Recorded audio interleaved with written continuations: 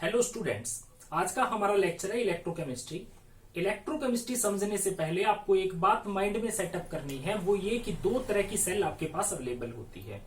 एक सेल होती है इलेक्ट्रोकेमिकल सेल और दूसरी होती है इलेक्ट्रोलिटिकल सेल। अब इन्हीं सेल के थ्रू जैसे जैसे इलेक्ट्रोकेमिस्ट्री को हम आगे बढ़ते चले जाएंगे, लेकिन बेसिकली जो बात करें वो है इलेक्ट्रोकेमिकल सेल और इलेक्ट्रोलिटिकल सेल में डिफरेंस। तो देखिए, सबसे पहला टॉपिक मेरे पास है इलेक्ट्रोलिटिकल cell.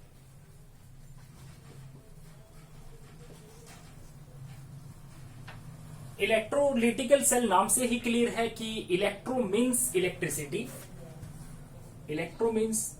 Electricity, and lysis means decomposition.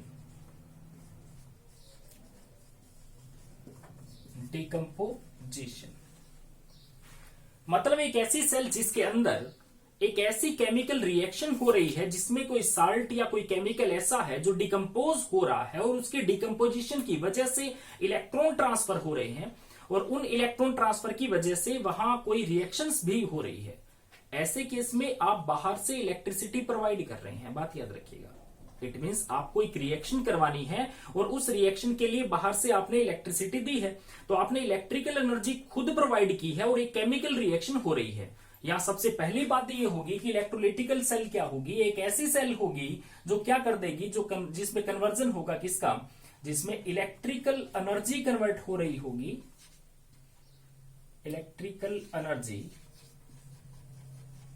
Convert to chemical energy. देखिए, केमिकल एनर्जी आप इसे एक एग्जांपल से समझिए कि आपके पास क्या है। सपोज करिए कि NaCl का सॉल्यूशन है।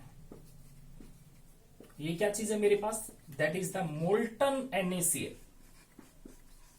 Molten NaCl। और आपने क्या किया, इसमें दो इलेक्ट्रोड डिप कर दी और उन इलेक्ट्रोड को कनेक्ट कर दिया बाहर से source of EMF, that is battery से। अब इसमें जो बैटरी का पॉजिटिव टर्मिनल है वो कौन है, जो बड़ा है, और नेगेटिव टर्मिनल कौन, जो छोटा है। अब जैसे ही इसमें से करंट पास होगा, इसमें जो सॉल्यूशन है वो कौन है, NaCl। तो NaCl की क्या होगी, NaCl विल बी डिकम्पोज्ड। ये देखिए, तो NaCl किसमें टूट गया, अपने आयंस में, that is the ionisation, Na positive and Cl negative. अब इस सॉल्यूशन में आपके पास Na positive and Cl negative दोनों है और दोनों ही अपने रिस्पेक्टिव इलेक्ट्रोड की तरफ माइग्रेट करना स्टार्ट कर देंगे। इट मींस अगर ये पॉजिटिव टर्मिनल है दैट इज एनोड और ये जो नेगेटिव टर्मिनल है दैट इज कैथोड। आप क्या देखिए, नेगेटिव एनाइन जो मेरे पास है वो कहां जाना चाहेगा, पॉजिटिव के पास, तो वो कहां माइग्रेट करके कहां चला गया, एनोड के पास। और एट एनोड पहुंचा कौन, एनोड पे कौन पहुंचा, एनोड पे पहुंचा Cl नेगेटिव। यहां अब एनोड पे ऑलवेज क्या होता है, ऑलवेज ऑक्सीडेशन, और ऑक्सीडेशन मींस यहां है लॉस ऑफ इलेक्ट्रॉन। तो वहां कौन चीज पहुंच गई, वहां पहुंचा क्लोराइड आयन, और क्लोराइड आयन जैसे ही वहां पहुंचा उसने क्या कर दिया, इलेक्ट्रॉन छोड़ दिया, और इलेक्ट्रॉन छोड़ के उसने क्या बना दिया, क्लोरीन गैस। और वो इलेक्ट्रॉन जो है वो किसने गेन कर लिए, एट एनोड कौन पहुंचा, सॉरी एट कैथोड,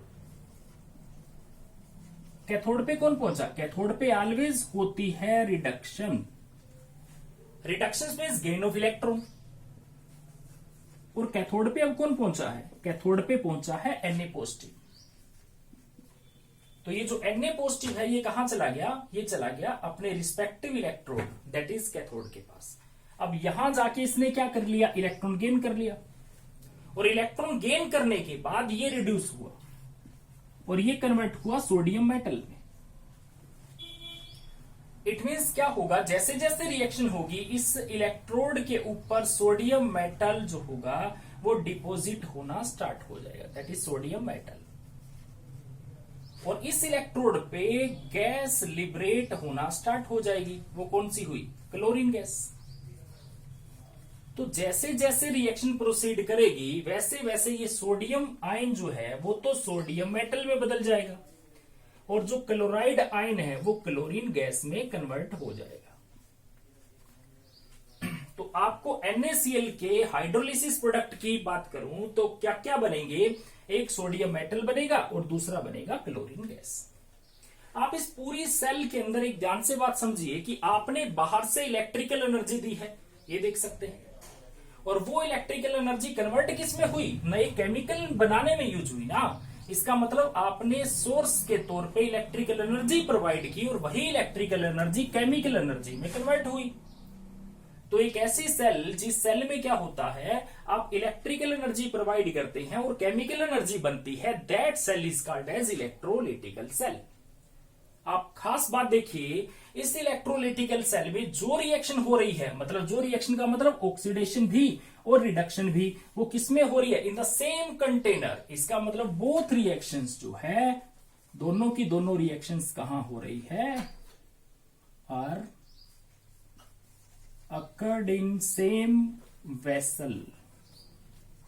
तो किसमें हो रही है, सेम वेसल में हो रही है। और ऐसे केस में आपके पास एनोड कौन है, एनोड, अगर चार्ज की बात करूं, एनोड कौन है, anode is positive, and cathode आपके पास कौन है, कैथोड इज नेगेटिव टर्मिनल। तो इलेक्ट्रोलिटिकल सेल में पॉजिटिव टर्मिनल कौन होता है, एनोड होता है, और नेगेटिव टर्मिनल कौन होता है, कैथोड होता है। ओके, तो ये आपके पास क्या चीज है, ये है इलेक्ट्रोकेमिकल सेल, जिसमें एक ही वेसल के अंदर दोनों रिएक्शन हो रही है, बाहर से इलेक्ट्रिकल एनर्जी दी, केमिकल एनर्जी में कन्वर्ट हुई। तो दैट इज द इलेक्ट्रोलिटिकल सेल। अब इलेक्ट्रोलिटिकल सेल को आप कंपेयर कीजिए किससे, इलेक्ट्रोकेमिकल सेल से। देखिए, अब हम बात करते हैं इलेक्ट्रोकेमिकल सेल की।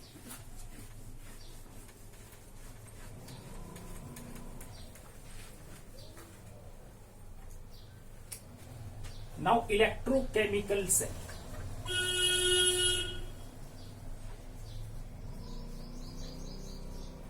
देखिए इस बार आपके पास क्या है, इस बार आपके पास दो अलग अलग कंटेनर हैं और दोनों अलग अलग कंटेनर में दो अलग अलग रिएक्शन हो रही है। इट मींस, देखिए आपके पास सपोज करिए कंटेनर है जिसमें आपने जिंक सल्फेट का सॉल्यूशन ले रखा है और आपने उसमें क्या कर रखा है, एक जिंक का इलेक्ट्रोड डिप कर रखा है,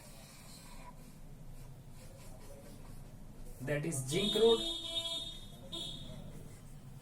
आपने सेम मेटल अपने ही आयन के सॉल्यूशन में डिप कर रखा है, तो ये आपके पास क्या हुआ, एक कंटेनर। और उसी वक्त आपके पास एक और कंटेनर है जिसमें क्या हो रहा है, दूसरी रिएक्शन होनी है। ये नहीं कहा हो रही है, दूसरी रिएक्शन होनी है। कैसे, देखिए इसको अभी डिस्कस करता हूं। मान लीजिए आपके पास है कॉपर सल्फेट का सॉल्यूशन, और कॉपर सल्फेट के सॉल्यूशन में आपने क्या डिप कर रखा है, एक दूसरी इलेक्ट्रोड जो है कॉपर की रोड। अब जब तक ये दोनों सेपरेट है, इनमें कोई रिएक्शन नहीं चल रही। वैसे एक टर्म है जो है इलेक्ट्रोड पोटेंशियल, जिसको मैं अभी आगे डिस्कस करूंगा। इलेक्ट्रोड पोटेंशियल, ये क्या होता है, जब किसी भी मेटल को, देखिए कोई भी मेटल आपको दे रखा है, वो जिंक मेटल दे रखा है, किसी भी मेटल को जब उसके ही आयन के सॉल्यूशन में डिप कर दो, मान लो जिंक को आपने जिंक आयन में डिप कर दिया, तो जिंक को जिंक आयन में डिप करते ही वहां केमिकल रिएक्शन होगी, और उस केमिकल रिएक्शन का वहां क्या पॉसिबिलिटी है, हो सकता है कि जिंक जो है जिंक आयन में बदल जाए। अगर जिंक जिंक आयन में बदलने की कोशिश करेगा तो इसका मतलब इलेक्ट्रॉन छोड़ेगा, ये देखिए, और इलेक्ट्रॉन छोड़ना इज ऑक्सीडेशन। कि एक पॉसिबिलिटी क्या हुई, पॉसिबिलिटी हुई कि जैसे ही मेटल अपने आयन के सॉल्यूशन में के कांटेक्ट में आएगा, वैसे ही या तो ऑक्सीडेशन करेगा, और या ये पॉसिबिलिटी देखिए कि जो जिंक आयन है सॉल्यूशन वाला, वो इलेक्ट्रॉन को गेन करे और क्या बना दे, जिंक मेटल। और इलेक्ट्रॉन का गेन करना इज द रिडक्शन। तो दो पॉसिबिलिटी हुई ना, कि या तो वो ऑक्सीडेशन शो करेगा और या वो रिडक्शन। अब वो ये किस पे डिपेंड करेगा, वो खुद की एबिलिटी है, और वो कौन डिसाइड करेगा कि दूसरा मेटल उसके कॉन्टेक्ट में कौन सा है। जैसे ये एग्जांपल यहां से समझिए, आपके पास एक जिंक रोड है, जिंक आयन में आपने डिप कर रखी है, इसका मतलब यहां एक रिएक्शन होने वाली है, और वो इन दोनों में से एक है। या तो जिंक इलेक्ट्रॉन, ये वाला जिंक इलेक्ट्रॉन छोड़ के आयन बना देगा, या इस सॉल्यूशन में जो आयन है वो इलेक्ट्रॉन गेन करके जिंक मेटल बना देंगे। एक काम होने वाला है। लेकिन कौन सा होगा ये कौन डिसाइड करेगा? ये डिसाइड करेगा जस्ट इसके साथ कौन प्रेजेंट है। जैसे मान लीजिए इसके साथ कौन प्रेजेंट है? कॉपर प्रेजेंट है। अब किसी की एबिलिटी को किससे रिप्रेजेंट करते हैं? इलेक्ट्रोड पोटेंशियल से। जैसे मान लीजिए जिंक आयन से जिंक के बनने की एबिलिटी है -0.76 वोल्ट, और उसी वक्त मैं यूं कहूं कि कॉपर आयन से कॉपर बनने की टेंडेंसी है प्लस में 0.34 वोल्ट। आप देखिए, मतलब जिंक आयन रिड्यूस होकर जिंक में बदले, इसके चांसेस है माइनस के 0.76 वोल्ट। उसी वक्त कॉपर आयन के इलेक्ट्रॉन गेन करके कॉपर में बदलने के चांस है प्लस में 0.34 या 34 वोल्ट। ज्यादा चांसेस किसके हैं रिड्यूस होने के? इन दोनों में से ज्यादा चांसेस है कॉपर के। इसका मतलब कभी भी ऐसा अगर हो जाए कि जिंक और कॉपर आपस में कनेक्शन में आ जाए, तो ऐसे वक्त कॉपर के रिड्यूस होने के चांसेस जिंक के कंपैरिजन में बहुत ज्यादा है। इट मींस अगर मैं इनको कनेक्ट कर दूं, ये देखिए, अगर मैं इनको कनेक्ट कर दूं, पोटेंशियोमीटर या वोल्टमीटर मैंने लगा रखा है जो इन दोनों के पोटेंशियल डिफरेंस को मेजर करेगा। बाद में डिस्कस करूंगा ये क्या चीज है। देखिए तो क्या होगा, जैसे ही ये कनेक्शन में आए वैसे इनके बीच में से रिएक्शन स्टार्ट होने वाली है। और वो क्या होगा, कौन ऑक्सीडेशन करे कौन रिडक्शन, वो डाटा डिसाइड करे कि रिड्यूस होने के चांस कॉपर के ज्यादा है और ऑक्सीडाइज होने के चांस किसके, वो है जिंक के ज्यादा।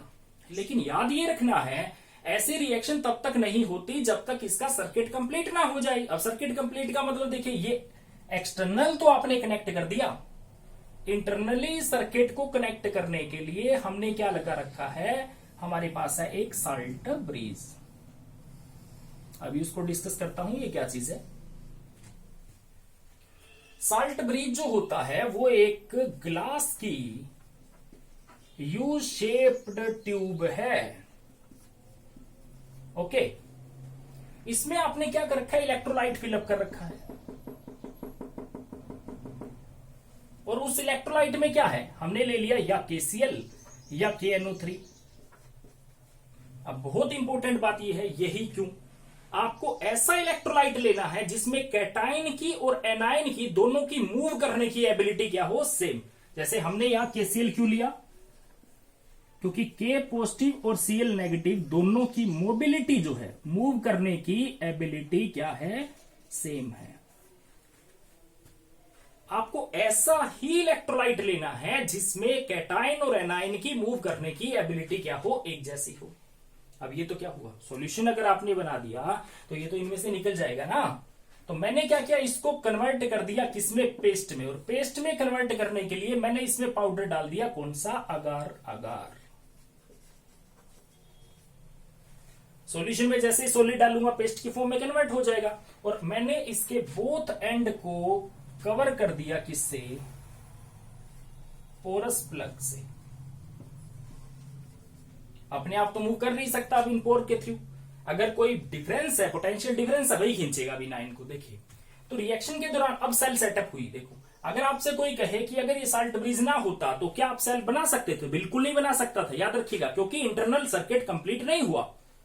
ओके, अब देखिए इस सारे का रोल, जस्ट थोड़ा आगे चलिए और क्लियर होता चला जाएगा। अब जैसे ये पूरा सेटअप लगा, सेटअप लगते ही कनेक्शन कंप्लीट हुए, एक्सटर्नल और इंटरनल सर्किट कंप्लीट हुआ, एक कंप्लीट सर्किट में कन्वर्ट होते ही रिएक्शन स्टार्ट हो जाएगी। अब रिएक्शन में क्या होगा, अब देखिए सेल रिएक्शन, रिएक्शन क्या हुई एट एनोड।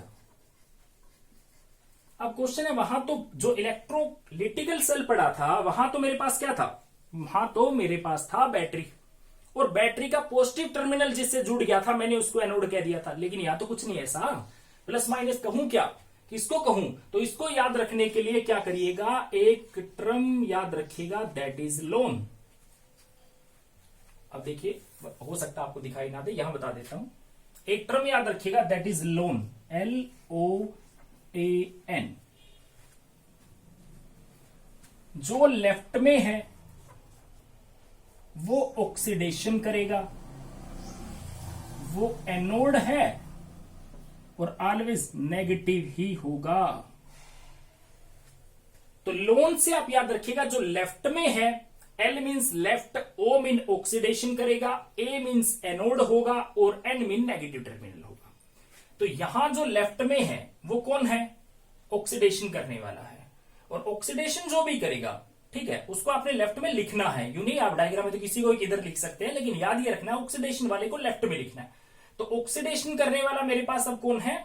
जिंक है। और ये मुझे डिसाइड, अब देखिए मुझे कैसे पता लगा यही ऑक्सीडाइज करेगा, क्योंकि जिन दोनों को आपको कनेक्ट करना है उनके डाटा को पहले चेक करोगे, उनके रिडक्शन के डाटा को चेक कीजिए। ये देखिए ज्यादा चांसेस किसके हैं रिड्यूस होने के? कॉपर के। तो कॉपर रिड्यूस होगा ना, ऑक्सीडाइज तो नहीं होगा। तो जो ऑक्सीडेशन शो करेगा उसको लेफ्ट में लिख दीजिएगा। तो जिंक मेरे पास अपने आप क्या चीज बन गई? यहां एनोड बन गया। तो एनोड है, it means that is the negative terminal.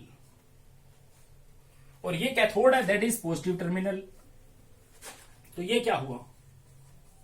Anode. और ये क्या हुआ? कैथोड।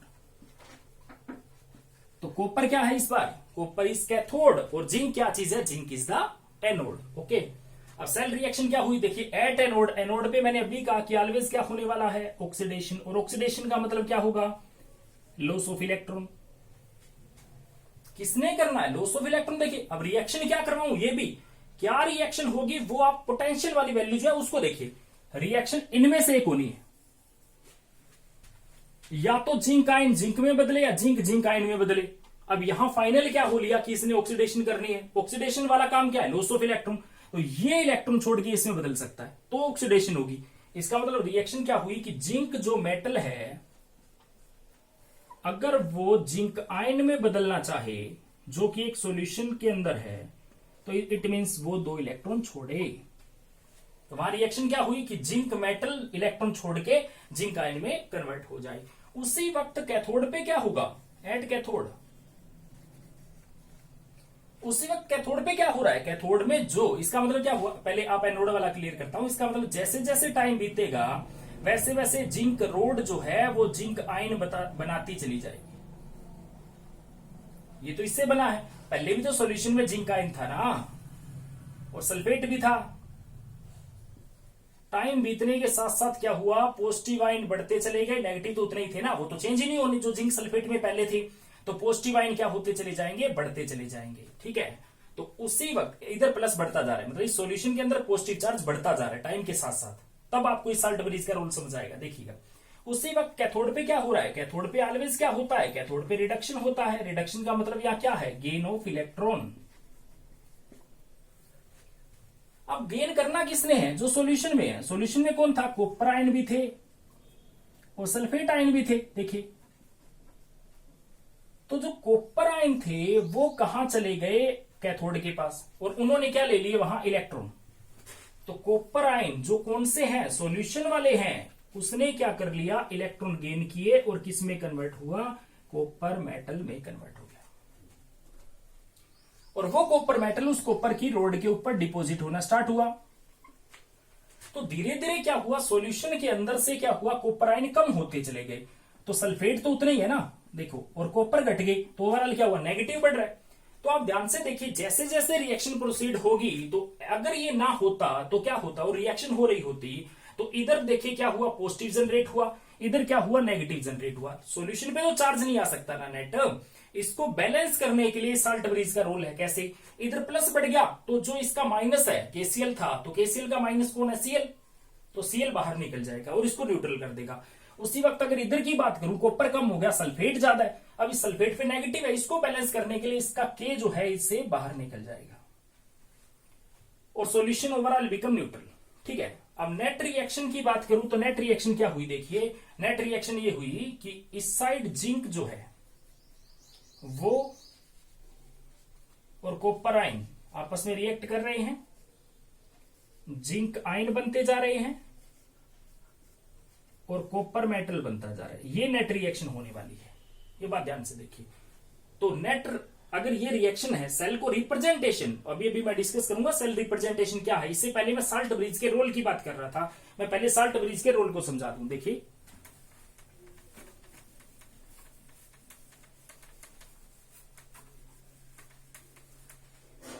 साल्ट ब्रिज के फंक्शन, देखिए फंक्शंस ऑफ साल्ट ब्रिज।